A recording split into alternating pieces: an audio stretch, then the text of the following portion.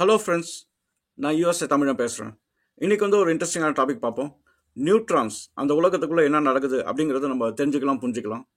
என்னோட சேனலுக்கு நீங்கள் ஃபஸ்ட் டைம் வந்தீங்கன்னா கண்டிப்பாக சப்ஸ்கிரைப் பண்ணுங்கள். உங்கள் ஃப்ரெண்ட்ஸ்கிட்டையும் போயிட்டு இந்த சேனலோட அவேர்னஸ் கொடுங்க. எனக்கு சூப்பர் ஹெல்ப்ஃபுல்லாக இருக்கும். என்னோட வெப்சைட் usatamizhan.com, அதை போய் விசிட் பண்ணுங்கள். அங்கே நிறைய டாபிக்ஸ் வந்து நான் ஆர்கனைஸ் பண்ணி வச்சுருக்கேன். நீங்கள் நிறைய விஷயங்கள் கற்றுக்க முடியும். என்னோட தமிழ் சயின்ஸ் கம்யூனிட்டி வாட்ஸ்அப் சேனலோட லிங்க் வந்து நான் பின் கமெண்ட்லையும் டிஸ்கிரிப்ஷன்லையும் போடுறேன். அதை ஃபாலோ பண்ணிட்டு வந்து ஜாயின் பண்ணுங்கள். நீங்கள் நிறைய டெக்னிக்கல் கான்வர்சேஷனில் இன்வால்வ் ஆகலாம். உங்கள் கான்ட்ரிபியூஷன்ஸ் வந்து அதில் ரொம்ப சூப்பர் இம்பார்ட்டண்ட்டாக இருக்கும். நானும் உங்ககிட்ட இருந்து நிறைய விஷயங்கள் கற்றுக்க வாய்ப்பு இருக்குது. சரி, நம்ம வீடியோக்குள்ள போகலாங்களா? ஓகே.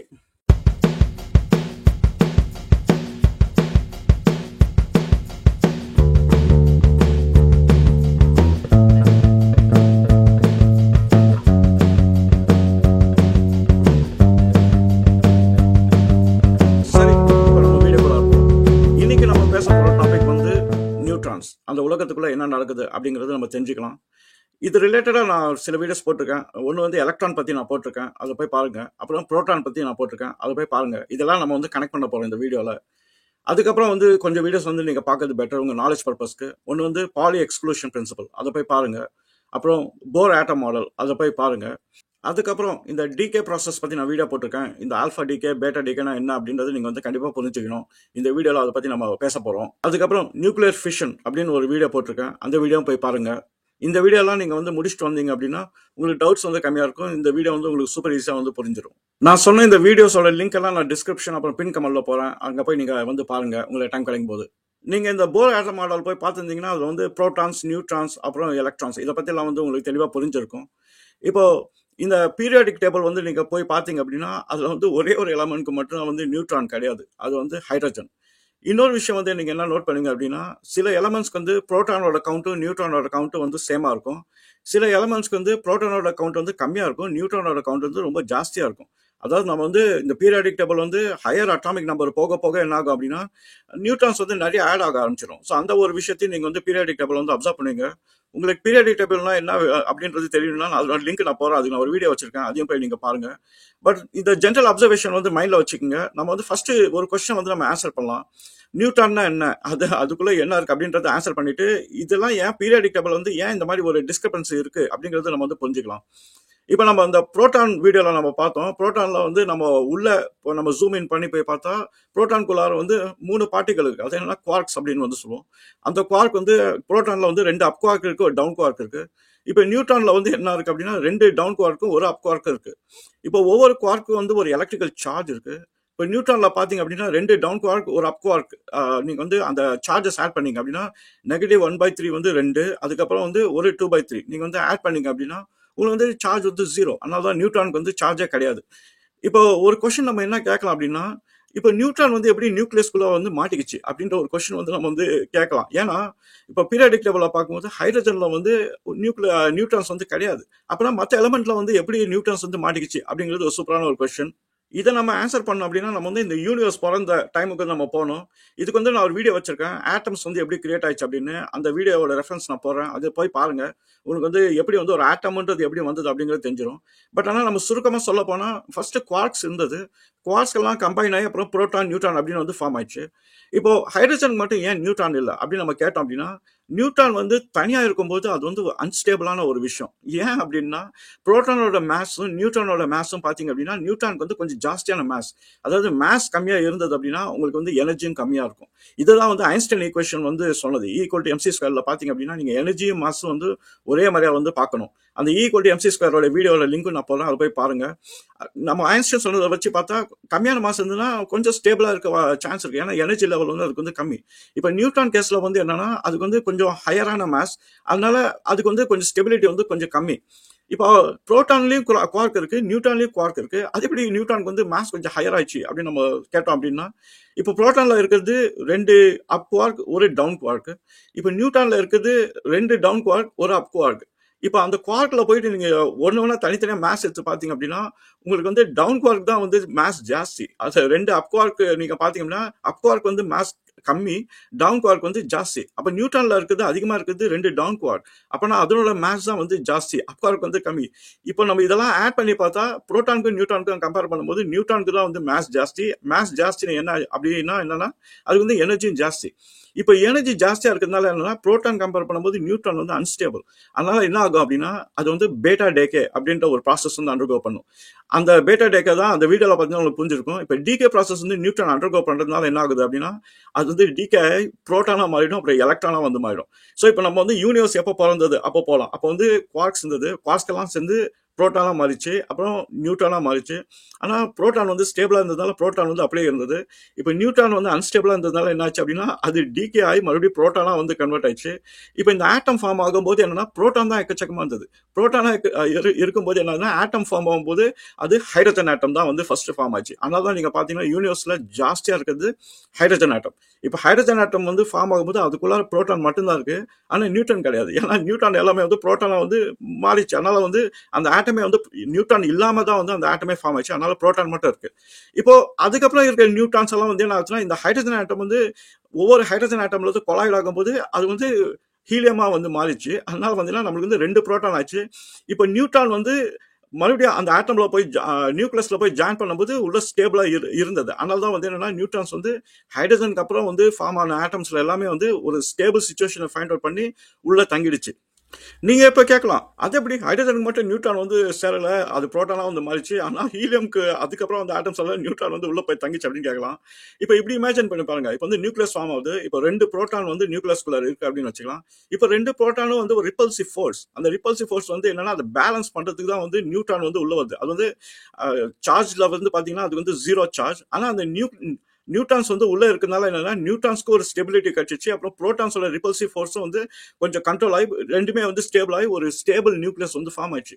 இப்போ ஒருவேளை வந்து நம்ம நியூட்ரான்ஸ் எல்லாமே வந்து இல்லை அப்படின்னு அசியூம் பண்ணி வெறும் புரோட்டான் வச்சே ஃபார்ம் ஆயிடுச்சுன்னு வச்சுக்கலாம். இப்போ ஹைட்ரஜனுக்கு வந்து ஒரே புரோட்டான் தான், அதனால அதை ரிப்பல் பண்றதுக்கு ஒன்றும் கிடையாது, அதனால அது தப்பிச்சிச்சு. ஆனால் ஹீலியம்ல இருந்து பாத்தீங்கன்னா வெறும் புரோட்டான் மட்டும் இருக்கு, நியூட்ரானே இல்லை அப்படின்னு நம்ம இமேஜின் பண்ணிக்கிட்டா நியூக்ளியஸே இருக்காது. ஏன்னா எல்லாமே ரிப்பல் ஆயிட்டு இருக்கும். அந்த உள்ள இருக்கிற அந்த ஸ்ட்ராங் ஃபோர்ஸ்னால ஒன்றும் பண்ண முடியாது. இப்போ அந்த ஸ்ட்ராங் ஃபோர்ஸ் வந்து எப்படி பேலன்ஸ்டா வந்து எல்லாத்தையும் மெயின்டைன் பண்ணிட்டு இருக்குன்னா நியூட்ரான்ஸ் இருக்கிறதுனால தான். அந்த புரோட்டான் நியூட்ரான் ரெண்டுமே வந்து ஒரு பைண்டிங் ஃபோர்ஸ் அப்படின்னு வந்து சொல்லுவோம். அந்த பைண்டிங் ஃபோர்ஸ்ல இருக்கிறதுனால என்ன ஆகுதுன்னா அது வந்து ஸ்டேபிளா இருக்கு. நீங்க கேட்கலாம் அப்ப ஹைட்ரஜனுக்கு வந்து நியூட்ரான் வரவே வராதா அப்படின்னு. ஆக்சுவலா வந்து ஹைட்ரஜன்ல வந்து நியூட்ரான் வந்து இருக்கு, அதுதான் நம்ம வந்து ஐசோடோப்ஸ் அப்படின்னு வந்து சொல்றோம். ஆனா ஐசோடோப்ஸ் வந்து நம்ம ஹைட்ரஜன்ல வந்து நியூட்ரான் வந்து நம்ம ஆட் பண்ணலாம். இந்த டியூட்டேரியம் டெட்ரியம் எல்லாம் இருக்கு. ஆனா என்னன்னா அதெல்லாம் வந்து அன்ஸ்டேபிள் ஆயிடும். ஒன்ஸ் வந்து நீங்க நியூட்ரானை வந்து உள்ள போட்டீங்க அப்படின்னா ஹைட்ரஜன் ஆட்டம் வந்து அன்ஸ்டேபிள் ஆயிடுது. அதனால தான் வந்து அது ஐசோடோப்ஸ் அப்படிங்கிறோம். இப்போ இன்னொரு கொஸ்டின் வந்து நம்ம வந்து பார்த்தோம், பீரியாடிக் டேபிள் வந்து நம்ம ஹையர் அட்டாமிக் நம்பர் போக போக ஏன் வந்து நியூட்ரான்ஸோட கவுண்ட் வந்து ஜாஸ்தி ஆகிட்டே இருக்கு. இப்போ யுரேனியம் பார்த்தீங்க அப்படின்னா உங்களுக்கு வந்து புரோட்டான் கம்மியாக இருக்கும், நியூட்ரான் வந்து ஜாஸ்தியாக இருக்கும். அதே மாதிரி இந்த ஹையர் அட்டாமிக் நம்பர்லாம் பார்த்தீங்க அப்படின்னா ஒரு பாயிண்ட்டுக்கு அப்புறம் வந்து இந்த புரோட்டான் நியூட்ரானோட ரேஷியோ வந்து மாறிடும். இதுக்கு வந்து ரீசன் வந்து என்னன்னா உள்ள இருக்கிற அந்த ஸ்ட்ராங் ஃபோர்ஸ், அதாவது நியூக்ளியஸ் வந்து சின்னதாக இருக்கும்போது ஸ்ட்ராங் ஃபோர்ஸ் வந்து ரொம்ப நல்லா பேலன்ஸ்டா இருக்கும்.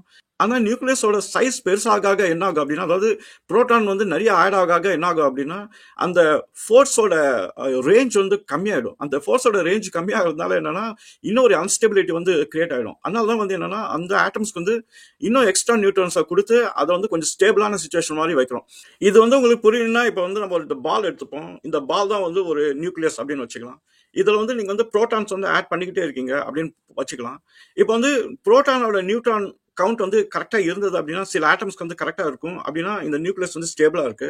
ஆனா இந்த நியூக்ளியஸ் வந்து பெருசாக என்ன ஆகும்னா நம்ம நிறைய புரோட்டான் ஆட் பண்ணா பெருசாயிடும். ஆகும்போது என்ன ஆகும் அப்படின்னா இந்த புரோட்டானோட ரிப்பல்சிவ் ஃபோர்ஸ் வந்து இன்னும் ஜாஸ்தி ஆக ஆரம்பிச்சிடும்.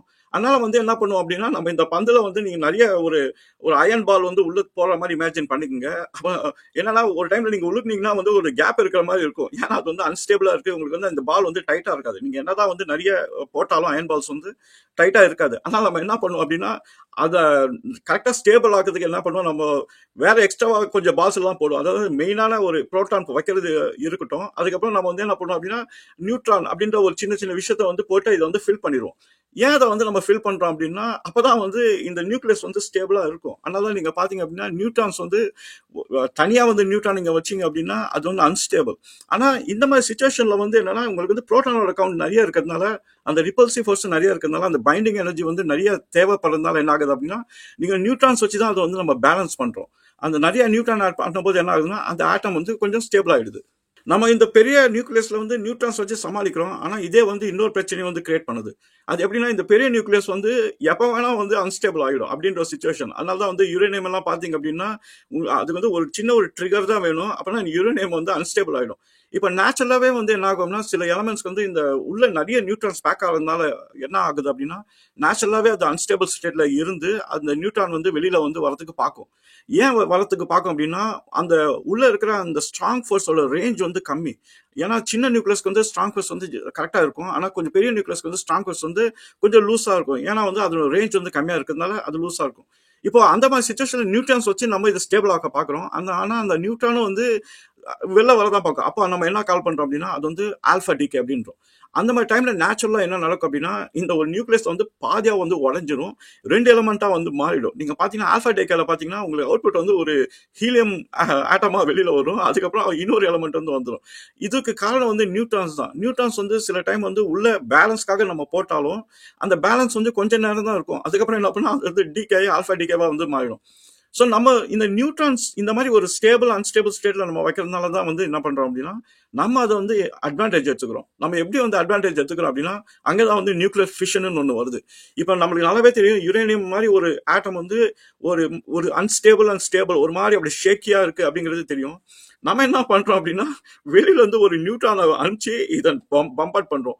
பம்பாட் பண்ணோம் அப்படின்னா ஏற்கனவே உள்ள வந்து கொஞ்சம் ரணகலமா போயிட்டு இருக்கு, ஒரு மாதிரி ஷேக்கியா இருக்கு. நம்ம இன்னொரு நியூட்ரான் வச்சு நம்ம ஹை ஸ்பீட்ல பம்பாட் பண்ணோம் அப்படின்னா அந்த இன்ஸ்டெபிலிட்டியை வந்து நம்ம எக்ஸ்போனன்ஷியலா வந்து இன்ஸ்டேபிள் பண்ணி இந்த ஆட்டமை வந்து இந்த நியூக்ளியஸ் வந்து நம்ம உடைக்கிறோம். உடைச்சிட்டோம் அப்படின்னா உள்ள இருக்கிற அந்த அன்ஸ்டேபிள் நியூட்ரான்ஸ் எல்லாம் வெளியில வந்துடும். அதுக்கப்புறம் நம்ம என்ன பண்றோம் அப்படின்னா அது வந்து செயின் ரியாக்ஷனா வந்து மாத்திடுறோம். இதெல்லாம் உங்களுக்கு அண்டர்ஸ்டாண்ட் ஆகணும் அப்படின்னா நீங்க வந்து அந்த நியூக்ளியர் ஃபிஷன் வீடியோ நான் ரெஃபரன்ஸ் கொடுத்துருக்கேன், அதை போய் பாருங்க. உங்களுக்கு ஒரு கொஸ்டின் வரலாம், நம்ம இந்த எக்ஸ்ட்ரா நியூட்ரான்ஸ் எல்லாம் போடுறது அந்த ஆட்டமை ஸ்டேபிள் பண்றதுக்கு தான், அதுக்கப்புறம் எப்படி அது அன்ஸ்டேபிளா மாறும் அப்படிங்கிறது ஒரு கொஸ்டின் இருக்கலாம். அது கரெக்டான கொஸ்டின் தான். இதை அண்டர்ஸ்டாண்ட் பண்றதுக்கு நம்ம பாலி எக்ஸ்க்ளூஷன் பிரின்சிபல் பத்தி நம்ம அண்டர்ஸ்டாண்ட் பண்ணி ஆகணும். அந்த வீடியோ போய் கண்டிப்பா பாருங்க, ஏன்னா அதுல நிறைய டீடைல்ஸ் இருக்கு. நம்ம சுருக்கமா சொல்ல போனா ஃபெர்மியான்ஸ் வந்து ஒரே குவாண்டம் ஸ்டேட்ல இருக்கிற 2 ஐடென்டிக்கல் பார்ட்டிகல் வந்து ஒரே இடத்துல வந்து இருக்க முடியாது. அதுதான் வந்து பாலி எக்ஸ்க்ளூஷன் பிரின்சிபல் அப்படிங்கிறது நம்ம சொல்றோம். இப்போ இந்த புரோட்டான்ஸோட கவுண்ட் நியூட்ரான்ஸோட கவுண்ட் வந்து கரெக்டா இருக்கும்போது அந்த எக்ஸ்க்ளூஷன் பிரின்சிபல் வந்து கரெக்டா வந்து ஃபாலோ பண்ணும். அதனால தான் வந்து அந்த நியூக்ளியஸ் வந்து ரொம்ப ஸ்டேபிளா இருக்கும். அதை உடைக்கிறது வந்து நம்ம கஷ்டம். ஆனா இந்த நியூட்ரான்ஸ் வந்து கொஞ்சம் ஜாஸ்தியா இருக்கு அப்படின்னு நம்ம வச்சுக்கலாம் அப்படின்னா அப்பனா அந்த எக்ஸ்க்ளூஷன் பிரின்சிபல் வந்து அதனால சாட்டிஸ்ஃபை பண்ண முடியாது. ஸோ ஏன்னா நம்ம வந்து புரோட்டான்ஸோட கவுண்ட் நியூட்ரான்ஸோட கவுண்ட் வந்து எக்கச்சக்கமா இருக்கு. இப்போ வந்து அந்த ஆட்டமை வந்து நம்ம ஸ்டேபிள் பண்றதுக்கு தான் நிறைய நியூட்ரான்ஸ் வந்து உள்ள போடுறோம். ஆனா அந்த நியூட்ரான்ஸ் வந்து அந்த எக்ஸ்க்ளூஷன் பிரின்சிபல் வந்து ஃபாலோ பண்ண முடியாது. ஏன்னா எனர்ஜி லெவல் வந்து உங்களுக்கு வந்து நிறைய இருக்கும். அதுல வந்து 2 பார்ட்டிகல் வந்து ஐடென்டிக்கலா வந்து மாட்டிக்கிச்சு அப்படின்னா அது உள்ள இருக்கிறதுக்கு சான்ஸ் கிடையாது. அதனால தான் அந்த நியூக்ளியஸ் வந்து அன்ஸ்டேபிள் ஆயிடுது. அந்த மாதிரி சுச்சுவேஷன் வந்து நேச்சுரலாவே வந்து அது வந்து டிகே ப்ராசஸ் அண்டர்கோ பண்ணி அந்த எந்த நியூட்ரான் வந்து அதை அஃபெண்ட் பண்ணுதோ அது வந்து அந்த ஆல்பா டிகே அப்படின்னு சொல்லி அதை வந்து யூஸ் பண்ணி அது வந்து எஜெக்ட் பண்ணிடும். ஸோ நம்ம ஆல்பா டிகே எல்லாம் ஏன் நேச்சுரலா நடக்குது அப்படின்னா இந்த பாலி எக்ஸ்க்ளூஷன் பிரின்சிபல்னால தான் வந்து ஆல்பா டிகே வந்து நடக்குது. சில டைம் என்ன ஆகும் அப்படின்னா ஆல்பா டிகே நடக்காம இந்த நியூட்ரான்ஸ் உள்ள அன்ஸ்டேபிளா இருக்கிறதுனால அந்த பாலி எக்ஸ்க்ளூஷன் பிரின்சிபல் சாட்டிஸ்ஃபை ஆகாதனால என்ன ஆகும் அப்படின்னா அது பேட்டா டேக்காவா வந்து அண்டர்கோ பண்ண அந்த ப்ராசஸ். பேட்டா டேக்கால வந்து என்ன ஆகும் அப்படின்னா அது வந்து நியூட்ரான் வந்து புரோட்டானா வந்து மாறிடும். ஸோ புரோட்டானா வந்து மாறும்போது என்ன அந்த நியூட்ரான் எது வந்து சாட்டிஸ்ஃபை ஆகுது அப்புறம் புரோட்டானா வந்து டிகே ஆகிடும். இது வந்து இன்னொரு மெக்கானிசமா யூஸ் பண்ணி அது வந்து ஸ்டெபிலிட்டி வந்து கிரியேட் பண்றதுக்கு பாக்குது. இப்போ நியூக்ளியர் ஃபிஷன் சினாரியோல வந்து என்னன்னா நம்ம அந்த அன்ஸ்டேபிள் சினாரியோ யூஸ் பண்ணி நம்ம ஒரு நியூட்ரான் அமைச்சு அது ஈஸியா வந்து உடைச்சிரும். ஸோ இப்போ நியூக்ளியர் ஃபிஷன் வந்து ஏன் பாசிபிளா இருக்கு அப்படின்னா 2 விஷயங்கள்.